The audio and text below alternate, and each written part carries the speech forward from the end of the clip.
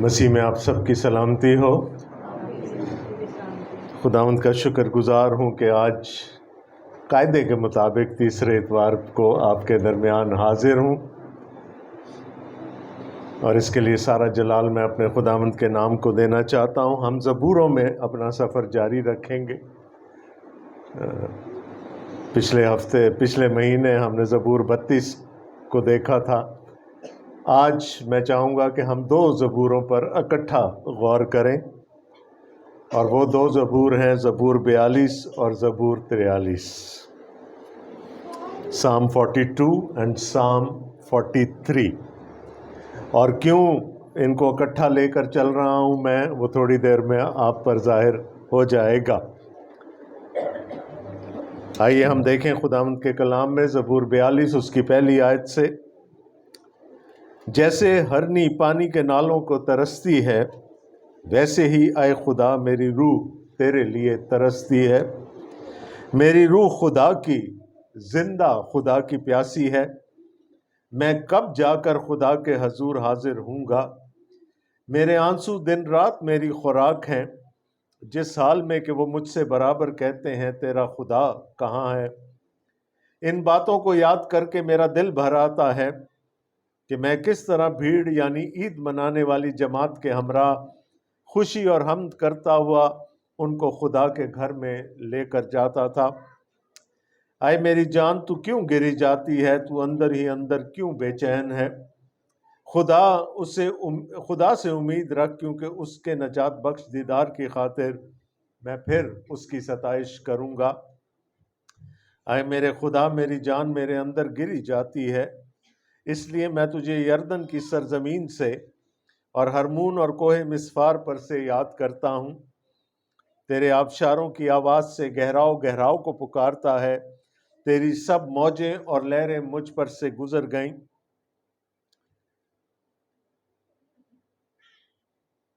تو بھی دن کو خداوند اپنی شفقت دکھائے گا، اور رات کو میں اس کا گیت گاؤں گا، بلکہ اپنی حیات کے خدا سے دعا کروں گا۔ میں خدا سے جو میری چٹان ہے کہوں گا تو مجھے کیوں بھول گیا؟ میں دشمن کے ظلم کے سبب سے کیوں ماتم کرتا پھرتا ہوں؟ میرے مخالفوں کی ملامت گویا میری ہڈیوں میں تلوار ہے، کیونکہ وہ مجھ سے برابر کہتے ہیں تیرا خدا کہاں ہے؟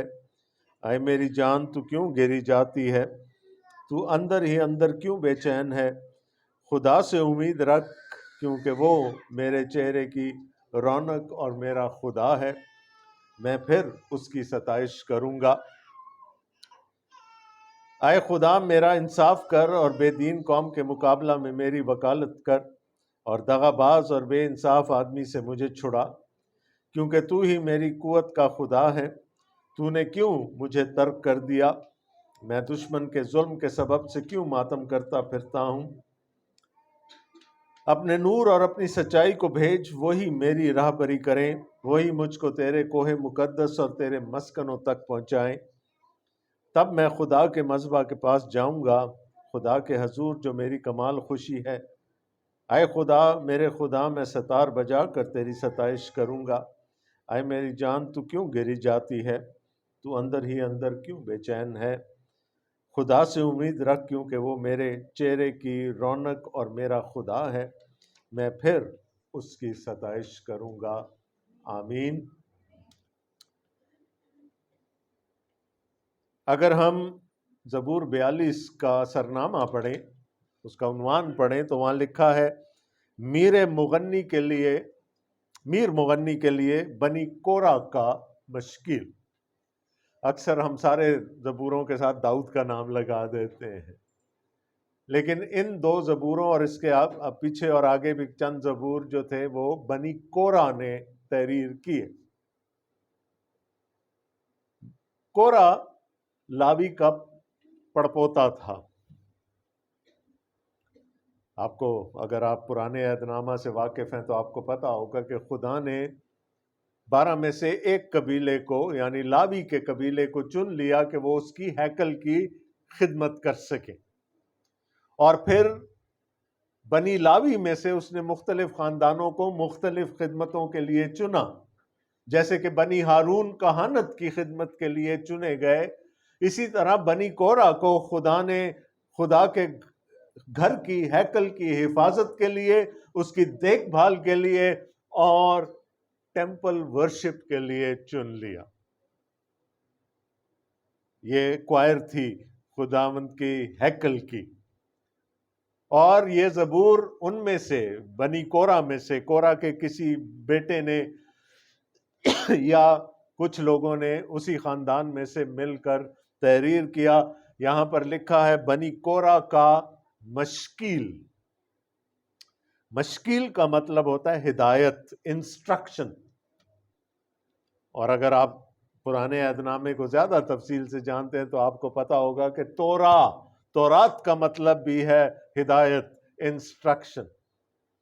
اور یہاں یہ زبور گانے کے لیے لکھا گیا تھا، کوائر ڈائریکٹر کے لیے لکھا گیا تھا تاکہ وہ اس کی دھن بنائے اور پھر یہ زبور خداوند کے حضور گایا جائے اس کی عبادت کے لیے۔ تو یہ تو ہو گیا تعارف۔ اب میں نے کیوں آج 2 زبور اکٹھے چنے؟ میری بائبل میں ان دونوں زبوروں کا جو ٹائٹل ہے وہ ایک ہی ہے، جلا وطن آدمی کی پکار۔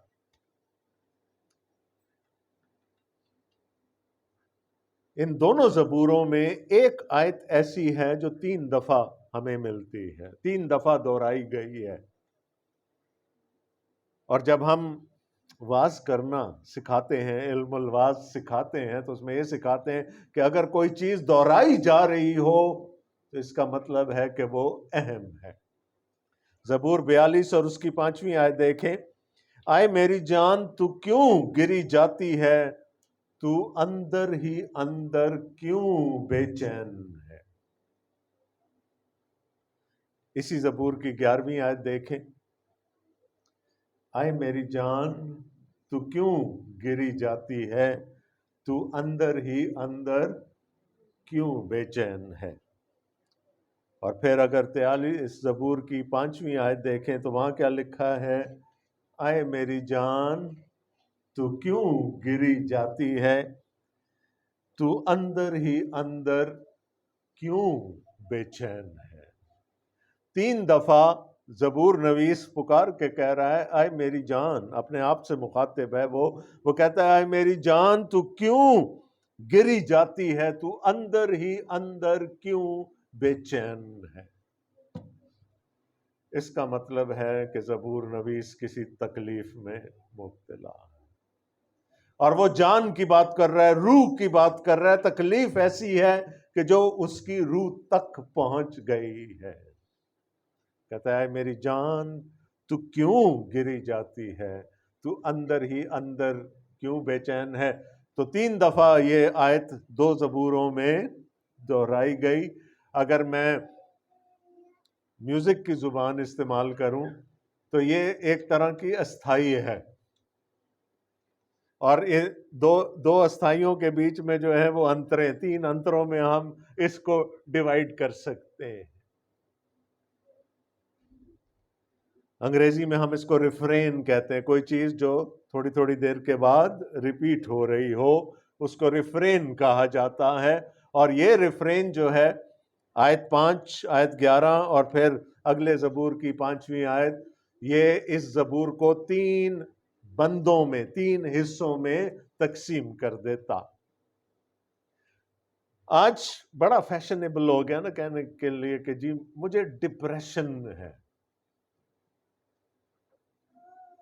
تو کچھ لوگوں کو فیشن کے لیے ڈپریشن ہو جاتی ہے، لیکن ایک ڈاکٹر ہوتے ہوئے میں آپ کو بتا سکتا ہوں کہ ڈپریشن ایک آرگینک بیماری کا نام ہے، ایک ذہنی مرض ہے جو کسی کو بھی لاحق ہو سکتا۔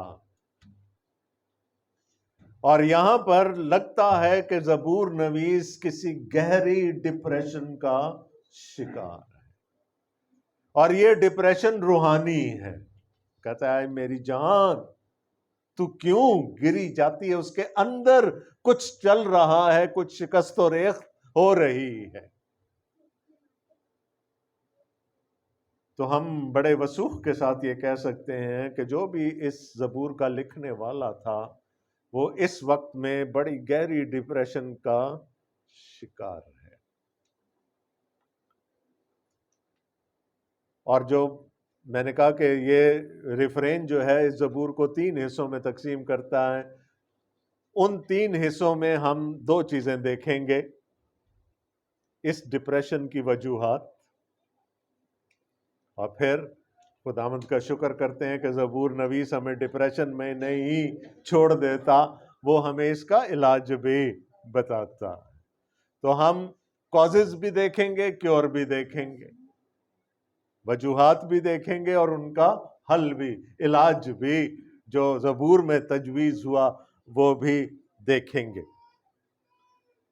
2 وجوہات ہیں، there are 2 reasons کیوں زبور نویس اس وقت گہری ڈپریشن کا شکار ہے۔ زبور 42 اور پہلی آیت میں وہ کہتا ہے جیسے ہرنی پانی کے نالوں کو ترستی ہے، ہرنی جو پیاسی ہے، جس کو اس وقت پانی کی ضرورت ہے، ویسے ہی آئے خدا میری روح تیرے لیے ترستی ہے۔ میری روح خدا کی، زندہ خدا کی پیاسی ہے، میں کب جا کر خدا کے حضور حاضر ہوں گا۔ تو جو پہلی وجہ ہمارے سامنے آتی ہے زبور نویس کے ڈپریشن کی، وہ کیا ہے؟ خداوند کی حضوری سے دوری۔ کہتا ہے میں کب تیرے حضور حاضر ہوں گا۔ جو لوگ پرانے عہد نامے کے سے تعلق رکھتے کے ساتھ شوق رکھتے ہیں، وہ جانتے ہیں کہ بنی اسرائیل کے لیے پرانے عہد نامہ میں خدا کی حضوری یروشلم کی ہیکل میں تھی، اس سے پہلے بیابان میں خیمہ اجتماع میں، اور پھر اس کے بعد یروشلم کی ہیکل میں تھی، اور ہیکل میں بھی اس چھوٹے سے کمرے میں جس کو پاک ترین مکان کہا جاتا تھا، وہ پردے کے پیچھے جہاں عہد کا صندوق تھا، عہد کے صندوق کے اوپر کفارہ گاہ تھی، جہاں پر خدا اپنے لوگوں کے درمیان رہتا تھا، اس کی حضوری وہاں رہتی تھی۔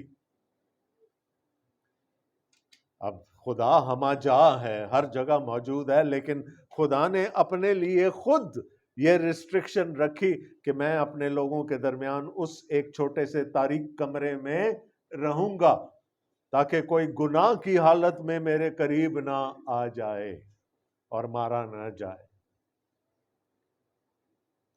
اور بنی اسرائیل سال میں 3 دفعہ، اگر میں پاپولر ٹرمینالوجی یوز کروں تو سال میں 3 دفعہ حج کرتے تھے۔ 3 عیدیں بنی اسرائیل کی وہ عیدیں تھیں جن کو ہجرت کی عیدیں کہا جاتا ہے۔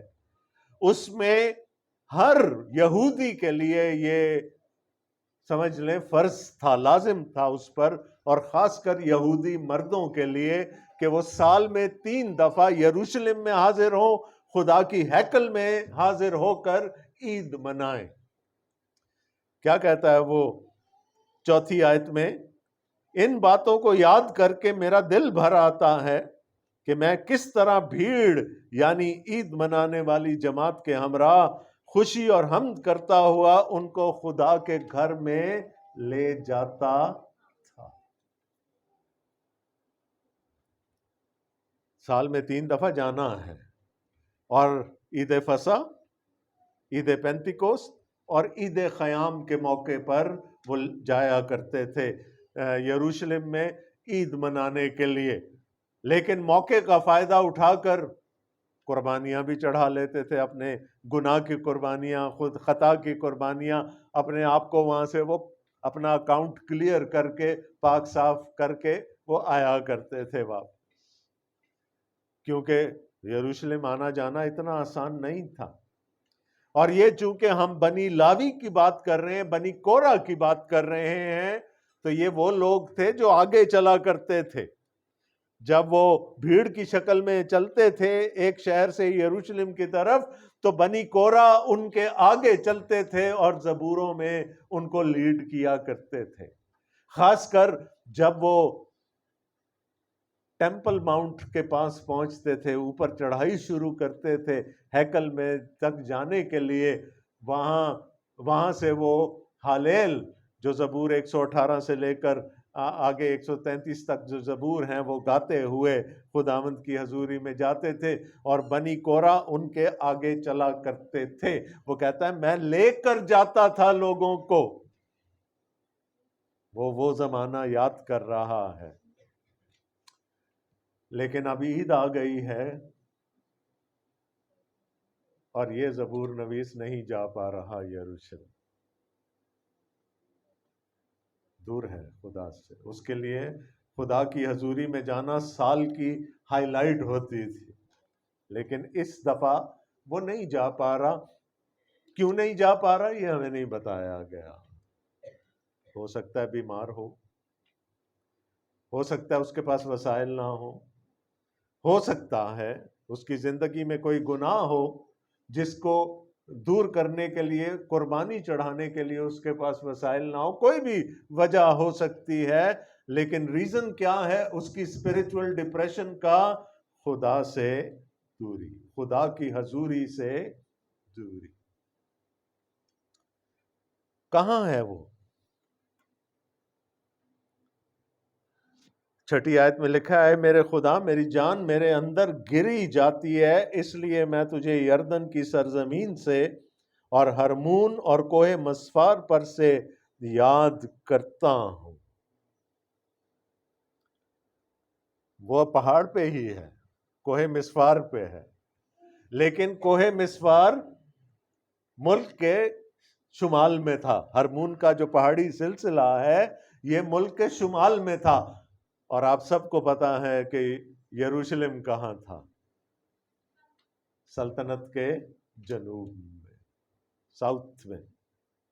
یہ نارتھ میں بیٹھا ہے پہاڑ پہ ہی، لیکن غلط پہاڑ پہ ہے،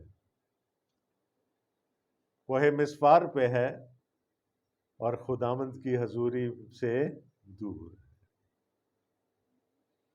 ایک ٹرم ہم بہت زیادہ استعمال کرتے ہیں نا، یہوہ یری، یہوہ یری، تو پھر ڈونٹ وری کہتے ہیں۔ کیا مطلب ہے یہوہ یری کا؟ صرف بائبل میں کیا لکھا ہے اس کا مطلب؟ خدا اپنے پہاڑ پر مہیا کرے گا۔ ہم نے اس کو کھینچ تان کے بس نعرے لگانے کی حد تک اس کو بہت کھینچ تان لیا، کافی۔ خداوند اپنے پہاڑ پر مہیا کرے گا۔ پہاڑ پر اس نے اسحاق کے بدلے مینڈا دیا، اسی پہاڑ پر اس نے اپنا بیٹا دیا۔ جو اس نے مہیا کرنا تھا وہ پہاڑ پہ مہیا کر چکا۔ وہ موریا کی پہاڑی پر ہے یروشلم۔ موریا کی پہاڑی پر ابراہم لے کر گیا تھا نا اسحاق کو قربان کرنے کے لیے۔ یہ کہاں ہے اس وقت؟ کوہ مسفار پر۔ اور چونکہ وہ خدا کی حضوری میں جا نہیں سکتا، اس لیے وہ شدید گہری ڈپریشن کا شکار ہے۔ اب ڈاکٹر ہوتے ہوئے میں آپ کو یہ بتا سکتا ہوں کہ ڈپریشن کا ایک سمٹم یہ ہوتا ہے کہ آپ کو لگتا ہے کہ آپ ڈوبتے چلے جا رہے ہیں۔ میری دعا ہے کہ آپ میں سے کبھی کوئی اس میں سے گزرا نہ ہو اور نہ کبھی گزرے، لیکن اگر کسی کا یہ ایکسپیرینس ہے تو آپ کو پتا ہوگا، آپ کو لگے گا کہ آپ بھنور میں، گرداب میں دھستے چلے جا رہے ہیں، آپ کوشش کرتے ہیں نکلنے کی، نکل نہیں پاتے۔ وہ کیا کہتا ہے 7ویں آیت میں؟ تیرے آبشاروں کی آواز سے گہراؤ گہراؤ کو پکارتا ہے، تیری سب موجیں اور لہریں مجھ پر سے گزر گئی۔ ڈوب رہا، نکلنے کی راہ نہیں مل رہی۔ اور یہ کیوں ہے؟ یہ اس لیے ہے کہ وہ غلط جگہ پر ہے، وہ خدا کی حضوری میں اس کو ہونا چاہیے تھا، لیکن کسی وجہ سے وہ خدا کی حضوری میں نہیں۔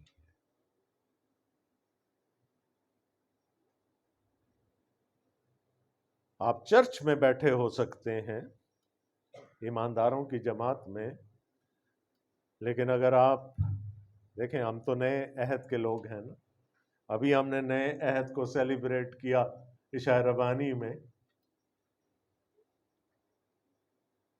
ہمارے لیے تو یسوع مسیح میں خدا کی حضوری ہر جگہ ہے، ہمیں تو کسی پہاڑ پر یا کسی ایک جگہ پر جانے کی ضرورت نہیں، لیکن ہم بھی کبھی کبھی ہمیں بھی لگتا ہے کہ ہم خدا کی حضوری میں نہیں، اور یہ ہر ایماندار کا ایکسپیرینس، کبھی نہ کبھی زندگی میں ایسے لگتا ہے کہ صحرا میں آ گئے ہیں۔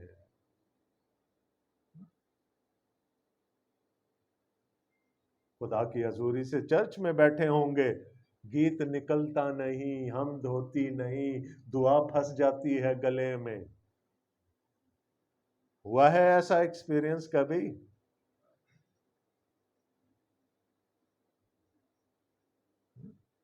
جماعت میں بیٹھ کر، ایمانداروں کی جماعت میں بیٹھ کر ہمیں ایسا لگتا ہے کہ ہم خدا سے دور ہو گئے۔ ہو سکتا ہے کوئی گناہ ہو، کوئی اور وجہ ہو، ڈپریشن ہے، کچھ ہے، کوئی اور ذہن پہ بوجھ ہے، لیکن ہم خدا کی حضوری سے اپنے آپ کو خدا کی حضوری سے اپنے آپ کو دور محسوس کرتے ہیں۔ اور بھی بہت ساری وجوہات ہو سکتی ہیں،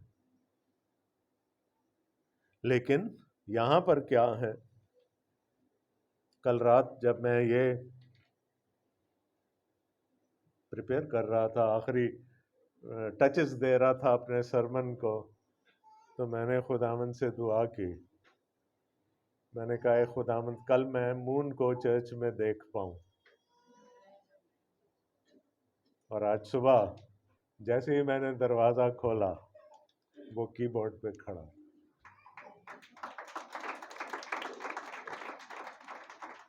اور آپ میری خوشی کا عالم نہیں سمجھ سکتے۔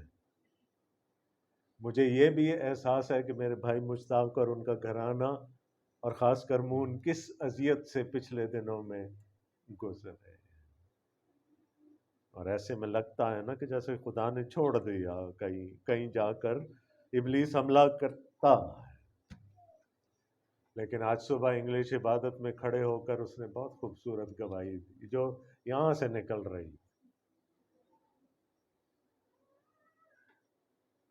خداوند کا شکر ہے، خداوند کا شکر ہے کہ ہمارا بیٹا سلامت ہے۔ کچھ چوٹیں جلدی بھر جاتی ہیں، کچھ تھوڑا ٹائم لیتی ہیں، لیکن ہمارا ایمان ہے کہ خداوند اس کو مکمل طور پر شفا یاب کریں۔ تو بہت سارے ریزنز ہو سکتے ہیں۔ انگلش عبادت میں بھائی ہیرلڈ کی فیملی میرے سامنے بیٹھی ہوئی تھی، ان کے پاس بھی تو بہت بڑا ریزن تھا نا۔ تو کوئی بھی چیز ہو سکتی ہے جو ہمیں ڈپریشن میں لے جائے اور پھر ہم خداوند کی حضوری سے دور ہو جائیں۔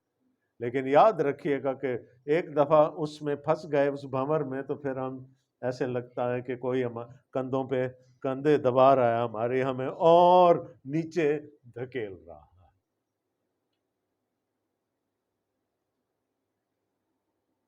تو یہ پہلی وجہ تھی زبور نویس کی ڈپریشن کی، اور یہ سب کے لیے ہونی چاہیے۔ اسی وجہ سے وہ کہہ رہا ہے، اے میری جان تو کیوں گری جاتی ہے، تو اندر ہی اندر بے چینی کی ایک وجہ سامنے آ گئی نا۔ اور آپ کسی بھی سورما کی سوانح حیات پڑھ لیں، سینٹس کی کسی بھی بڑے مسیحی سورما کی سوانح حیات پڑھ لیں، آپ کو ایسے ایکسپیرینسز پڑھنے کو ملیں گے جب وہ بھی ایسی حالتوں میں چلے گئے۔ داؤد نہیں کہہ بیٹھا اے میرے خدا، اے میرے خدا، تو نے مجھے، یسوع نے کہا میری جان میرے اندر گھلی جاتی ہے۔ یہ ایماندار کسی نہ کسی وقت میں زندگی میں اس حالت میں سے گزر۔ دوسرا ریزن 42 زبور 42 اس کی دوسری آیت دیکھیں، بلکہ تیسری، میرے آنسو دن رات میری خوراک ہیں، جس حال میں کہ وہ مجھ سے برابر کہتے ہیں تیرا خدا کہاں۔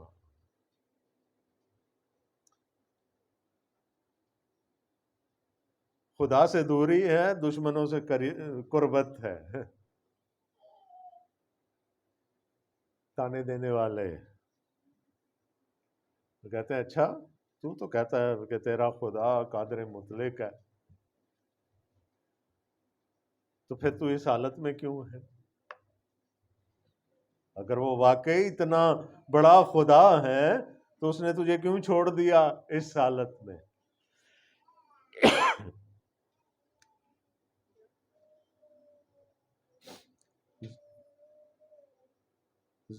آیت نمبر 9 میں وہ کہتا ہے، میں خدا سے جو میری چٹان ہے کہوں گا تو مجھے کیوں بھول گیا۔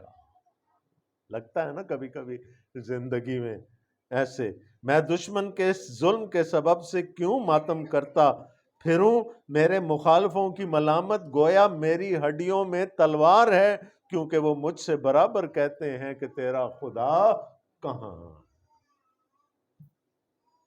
کہہ رہا تلوار، ایسی تلوار جو ہڈیوں تک میں سے گزر جائے۔ یہ جو تانے ہیں، یہ جو میڑے ہیں، یہ کچوکے لگاتے ہیں یہاں۔ تو ثابت یہ ہو رہا ہے یہ سارا کچھ پڑھنے کے بعد کہ پہلی وجہ تو اس کی ڈپریشن کی روحانی تھی، یہ دوسری وجہ جو ہے یہ سماجی ہے، وہ کسی معاشی بدحالی کا شکار ہے۔ آج ہم بھی تو ہیں،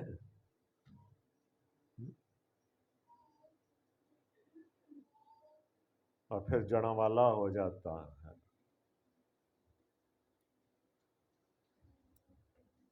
ہمیں شاید وہ زبور نویس والے تانے تو نہیں سننے پڑتے، لیکن ہماری قوم کو جن ناموں سے پکارا جاتا ہے وہ سن کر لگتی ہے نا چوٹ، یہاں بھی لگتی ہے۔ ہماری سچویشن بھی ویسی ہی ہے۔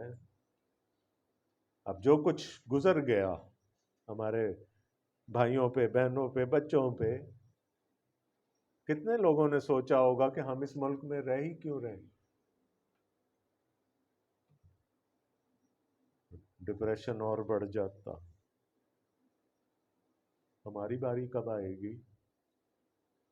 ہمارے بچے سیف ہیں، ہماری املاک سیف ہے، ہم سوچنے پہ مجبور ہو جاتے ہیں، اور کیا ہوتا ہے وہ غم، وہ یاسیت میں ہم پھنستے چلے جاتے ہیں، اور پھر وہ بھمر ہمیں نیچے ہی نیچے کھینچتا چلا جاتا۔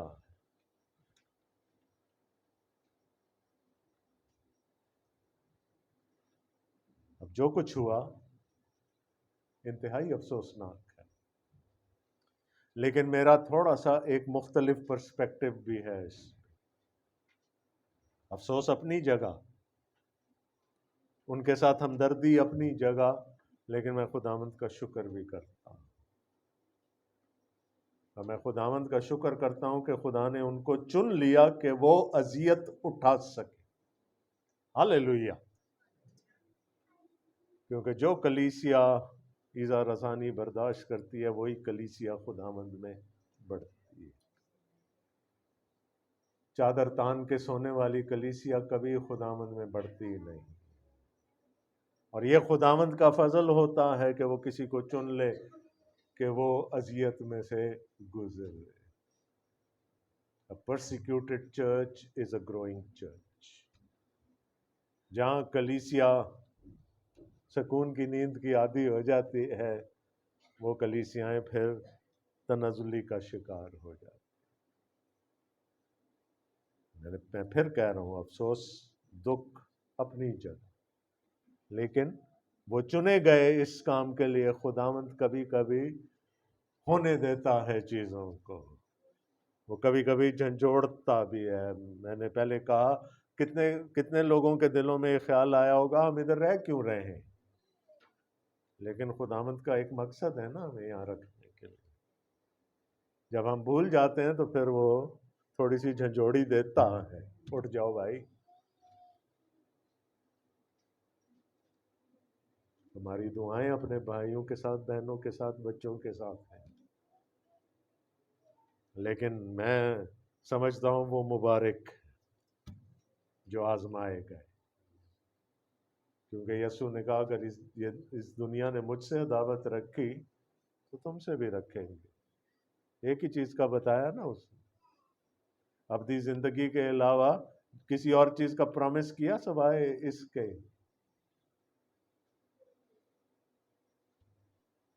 تو ہمیں یہ چیزیں جو ہیں یہ ہمیں ڈپریس کرنے کے لیے بہت ہیں۔ ملک پٹرول 291 روپے،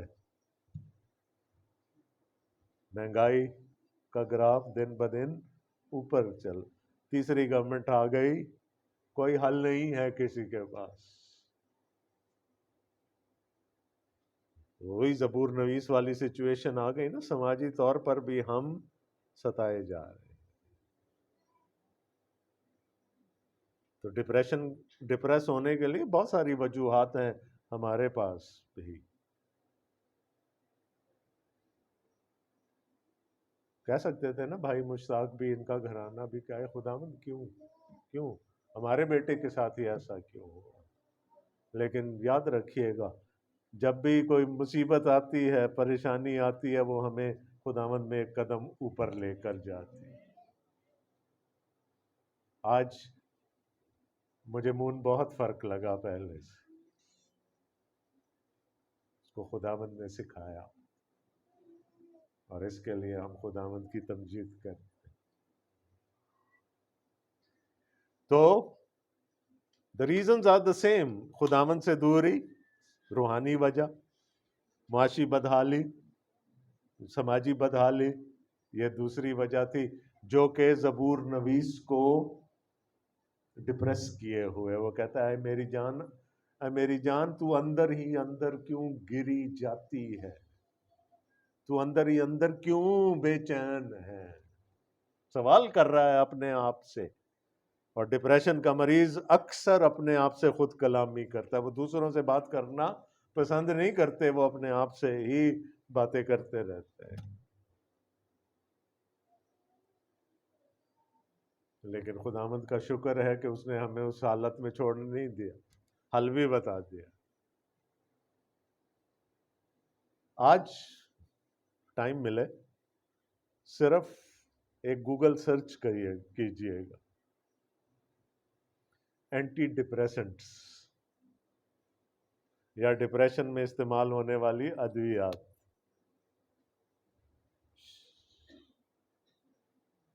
ایک لانڈری لسٹ، لمبی لسٹ آپ کے سامنے آ جائے گی، اور میں چونکہ فارماسیوٹیکل انڈسٹری میں کام کرتا رہا ہوں، مجھے پتا ہے کہ کمپنیوں نے اربوں ڈالر کمائے ہیں یہ دوائیاں بیچ کے۔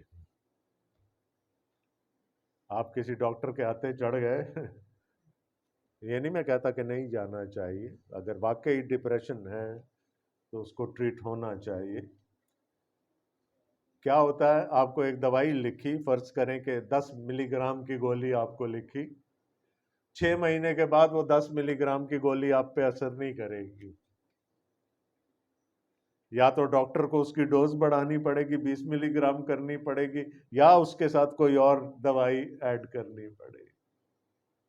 تو ایک دفعہ آپ دوائیوں کے چکر میں پڑ گئے نا، تو پھر وہ ایک اور بھمر ہے جس میں آپ ایک سے نکل کر دوسرے میں چلے جائیں گے۔ لیکن میں خداوند کا شکر کرتا ہوں کہ اس کا کلام ہمیں حل دیتا ہے، علاج بتاتا ہے۔ وہی 3 آیات، 5ویں آیت کو دیکھیں، آئے میری جان تو کیوں گری جاتی ہے، تو اندر ہی اندر کیوں بے چین ہے، خدا سے امید رکھ کیونکہ اس کے نجات بخش دیدار کی خاطر میں پھر اس کی ستائش۔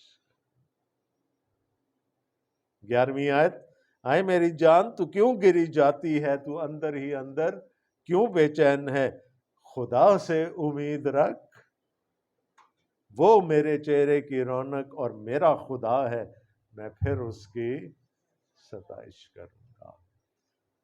اگلے زبور کی 5ویں آیت، آئے میری جان تو کیوں گری جاتی ہے، تو اندر ہی اندر کیوں بے چین ہے، خدا سے امید رکھ، کیونکہ وہ میرے چہرے کی رونق اور میرا خدا ہے، میں پھر اس کی ستائش کروں۔ وہ کہتا ہے اپنی ڈیزیز کی طرف اندر نہ دیکھو، بیماری کی طرف اندر نہیں دیکھو، نہ ہی ان لوگوں کو جنہوں نے تمہاری بیماری کو بڑھاوا دیا ان کی طرف دیکھنا، نہ ہی اپنے حالات کے جن کی وجہ سے آپ ڈپریس ہیں ان کو دیکھنا۔ کدھر دیکھنا؟ خدا سے امید۔ وہی ہے جو اپنا ہاتھ بڑھا کر ہمیں اس گرداب میں سے، اس بھنور میں سے نکال سکتا ہے۔ میں ہمیشہ کہتا ہوں، آپ نے بارہا میرے منہ سے سنا ہوگا کہ اگر بائبل کے خدا کو ایک لفظ میں ڈسکرائب کرنا ہے تو وہ ہوگا منجی، نجات دہندہ، وہ ہمارا بچانے والا خدا۔ یہ یہاں پر بھی یہی تو لکھا ہوا ہے نا 5ویں آیت میں، اس کے نجات بخش دیدار کی خاطر وہ بچائے گا۔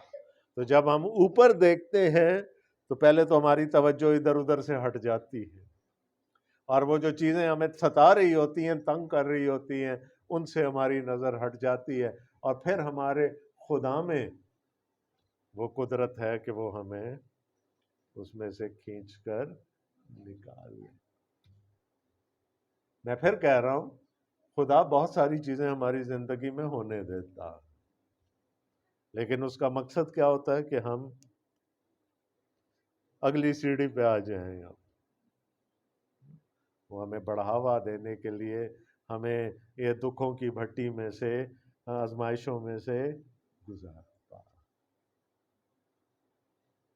زبور 43 اور اس کی پہلی آیت دیکھیں، اے خدا میرا انصاف کر اور بے دین قوم کے مقابلہ میں میری، آج جڑا والے یہی تو کہہ رہے ہوں گے نا، کچھ نہیں بدلا، بے دین قوم کے مقابلہ میں میری وکالت کر، اور دغاباز اور بے انصاف آدمی سے مجھے چھڑا، کیونکہ تو ہی میری قوت کا خدا ہے، تو نے کیوں مجھے ترک کر دیا۔ میں نے پھر کہا، یہ فیلنگ آتی ہے، یسوع تک نے کہا کہ میری جان میرے اندر گھلی جاتے،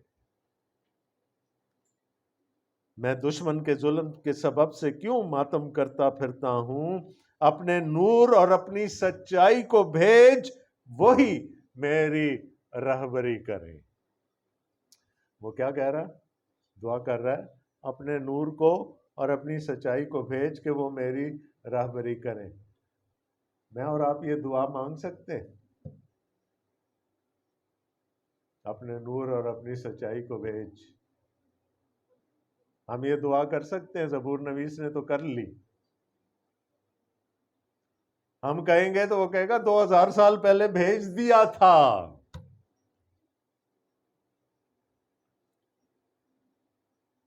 آ چکا ہے دنیا کا نور۔ کیا کہا تھا خداوند یسوع مسیح نے؟ میں دنیا کا نور ہوں، راہ، حق اور زندگی میں ہوں۔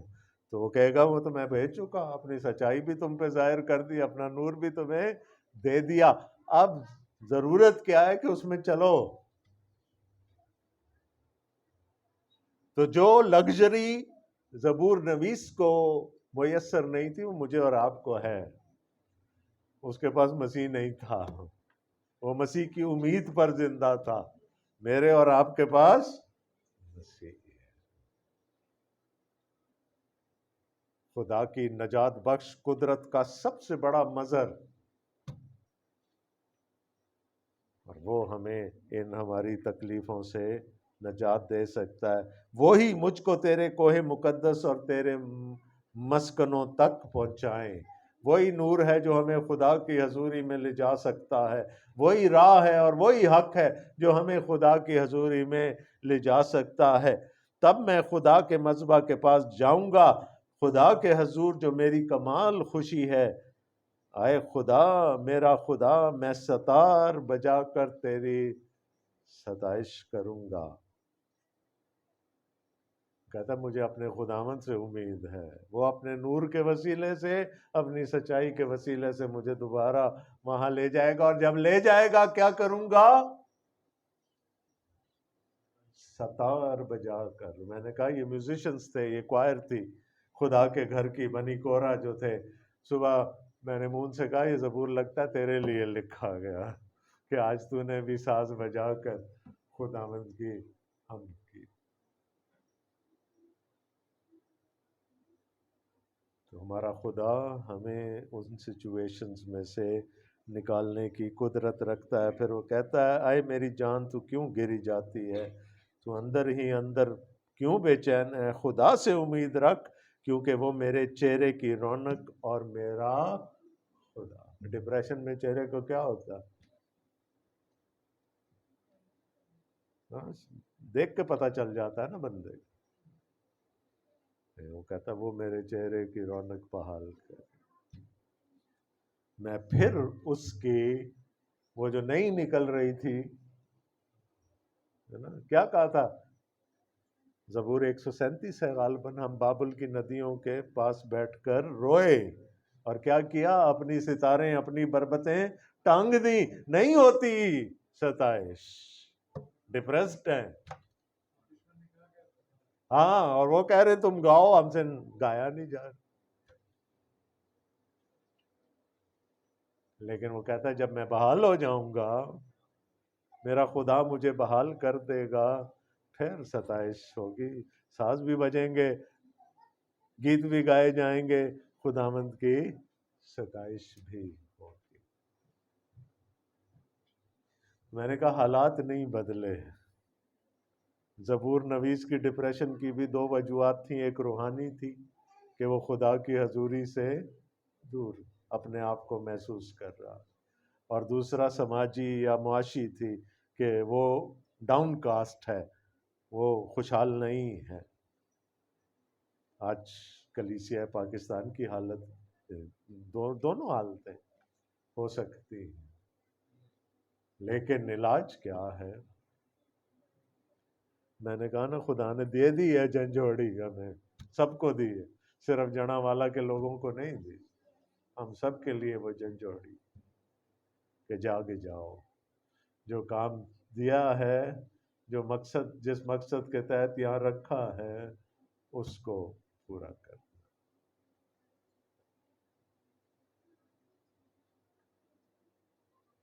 ہمارا خداوند عظیم ہے، ہم صرف اور صرف اسی سے آس لگا سکتے ہیں۔ ابھی ہم نے گایا تھا رب ساڈا زور ہے تے نالے ساڈی آمین۔ خداوند آپ سب کو بڑی برکت ہے۔